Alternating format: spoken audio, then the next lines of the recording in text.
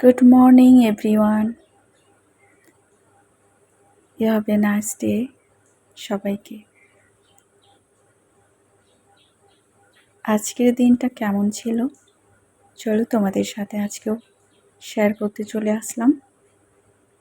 তো চলো দেখা যাক। সকালে ঘুম থেকে উঠেই দেখলাম সোনাকে বাইরে বনুর সাথে আর আমার ছোট্ট ভাইয়ের সাথে খেলা করছে। ওয়েদারও ভীষণ মিষ্টি ছিল, হালকা হালকা মেঘ। আর আমি একটু ফ্রেশ হয়ে চুলগুলো একটু আঁচড়ে নিলাম।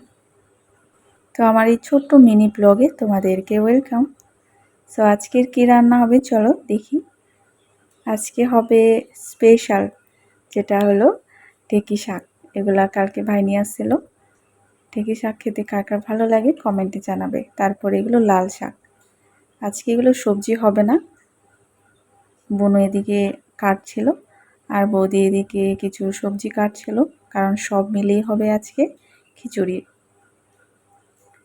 আর মেঘলা মেঘলা ওয়েদারে খিচুড়ি খেতে কিন্তু সবারই দারুণ লাগে। তো আজকে এই জন্য সব কিছু সবজি মিলিয়ে বৌদি বলেছিল যে খিচুড়ি বানাবে। আর খিচুড়ি এমনিতে আমারও বেস্ট লাগে, সেজন্য সবজি কেটে দেওয়া হয়ে গেছিলো। আর বৌদি এদিকে খিচুড়ি রান্না করছিল। তারপরে এদিকে বৃষ্টিও আবার শুরু হয়ে গেছে। এই যে দেখতে পাচ্ছ, জানলা দিকে দেখলাম যে প্রচুর বৃষ্টি। মেঘ কিন্তু সেরকম ছিল না, কিন্তু বৃষ্টিটা হঠাৎ করেই চলে আসলো। আর এখনকার দিনে কিন্তু বলা যায় না কখন বৃষ্টি হয় কখন রৌদ্র। তারপরে এদিকে আবার খিচুড়ি হয়ে গেছিল। আমি, বোনু, বাবা সবাই মিলে বসে পড়ছিলাম আমরা বারান্দায়, মাঝখানে নিচে। তারপরে খাওয়া দাওয়া সেরে একটু ফ্রেশ হয়ে ঘরের মধ্যে একটু বসে আছি, কি করব। বেশ ভালোই লাগে বৃষ্টির দিনে। বৃষ্টি কিন্তু তখনও পড়ছিল, আমি একটু বৃষ্টির মজা নিলাম। তারপরে একটু সোনার কাছে আসলাম। এগুলো যে কি জিনিস জানি না, জলের মধ্যে ভিজিয়ে দিলে অনেকটা বড় হয়। তবে এটা না কি জানি বলে, আগে ছোটোবেলায় যে খেলতাম ঠিক সেরকমই। তারপরে আসলাম বিকাল টাইমে একটুখানি বাইরের ওয়েদার তো একদম দারুণ ছিল, মেঘলা মেঘলা ওয়েদার। আরও বৃষ্টি হবে হয়তো সন্ধ্যার সময়। নিচে দেখতে পাচ্ছ আকাশটা কেমন মেঘলা মেঘলা। আমার তো বেশ ভালোই লাগে বৃষ্টি পড়লে।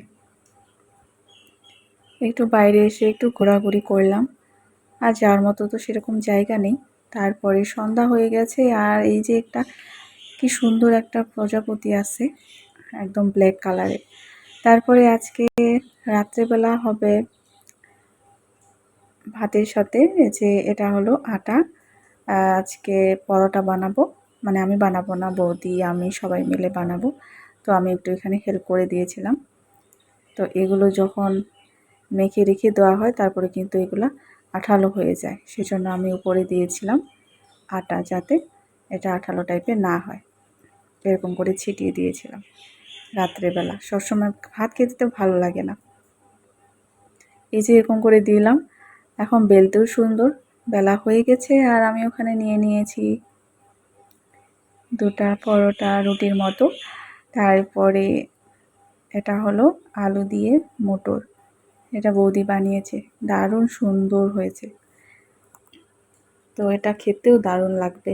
তো আর রাত্রিবেলা আমি তো আর কিছু খাইনি, আমি শুধু এটুকু খেয়েছি, ব্যাস আমার এমনিতে হয়ে গেছে। খাওয়া দাওয়া সেরে নেওয়ার পরে তারপরে সোনার সাথে রাত্রেবেলা 11টা কত মিনিট হয়ে গেছে। তারপরে আমি ওর সাথে খেলা করলাম। তখন বাজে 11:30 বেশি হয়ে গেছে। তখন সোনাকে রুমের মধ্যে গিয়ে পরে ঘুমিয়ে পড়লাম।